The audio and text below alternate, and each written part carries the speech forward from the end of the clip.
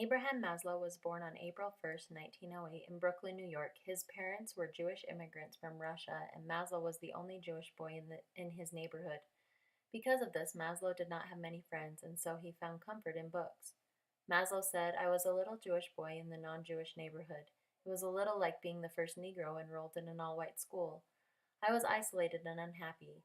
I grew up in libraries and among books, without friends. Furthermore, Maslow had various problems within his own home. He and his father were constantly at odds, and Maslow deeply loathed his mother and wanted no interaction with her whatsoever." On December 31st, 1928, Abraham Maslow married Bertha Goodman, his longtime sweetheart and first cousin. He was 20 years old and Bertha was 19. The couple had two daughters, Anne and Ellen. While Maslow stated that his marriage to Bertha was the true beginning of his life, they remained happily married until his death. In 1928, Maslow attended the University of Wisconsin, where he earned his bachelor's in 1930s and his master's in 1931 and finally his PhD in 1934. After he finished his PhD, he continued to teach at the University of Wisconsin. In the 30s, Abraham Maslow fell in love with behaviorism. He was passionate about it and changed his whole life to study it. It was at the University of Wisconsin that Maslow studied monkeys in Harry Harlow's lab. Later, as Maslow started seeing contradictions in life, he fell out of love with behaviorism. When Maslow's first daughter was born, he looked at her and thought she was so small, mysterious, and so much of a person already that all behaviorist theories did not apply.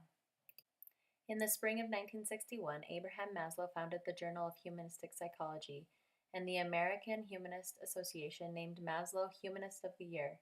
Humanistic psychology is a belief that people are inherently good and that people want to grow and be the best that they can be. Humanistic psychology emphasizes individuals' inherent drive towards self-actualization. However, in order for a person to reach their goals, Maslow believed that people have various needs they need to have fulfilled.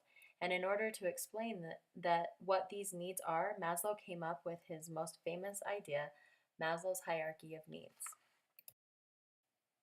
Maslow's hierarchy of needs is illustrated using a pyramid or triangle.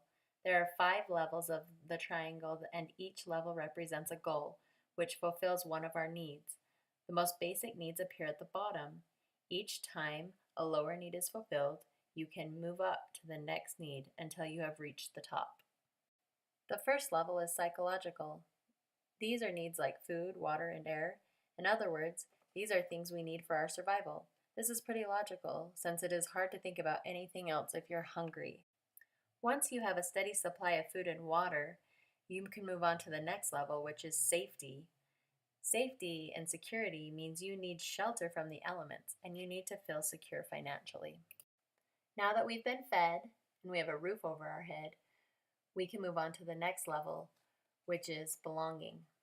We want to belong and be loved.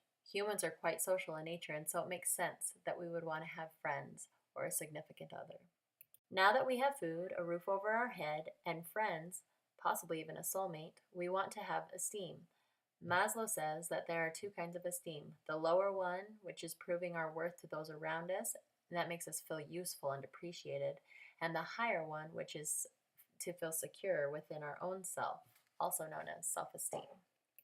Then we arrive at the last one, self-actualization. This means that you become the best you can possibly be.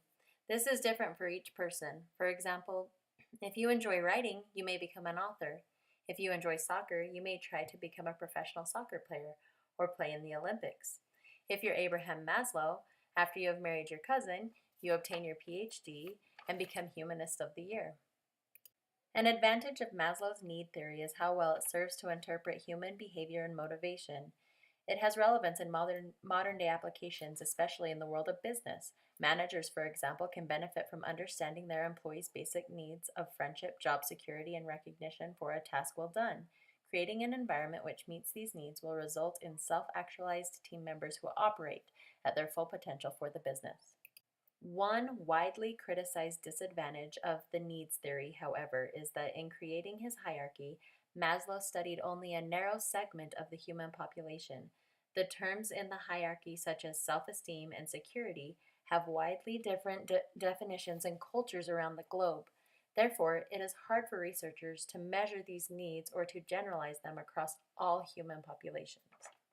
As for classroom application, the textbook states that it makes sense that students are going to learn less if they're hungry or tired, and schools have responded by providing free or reduced cost breakfast and lunches for them.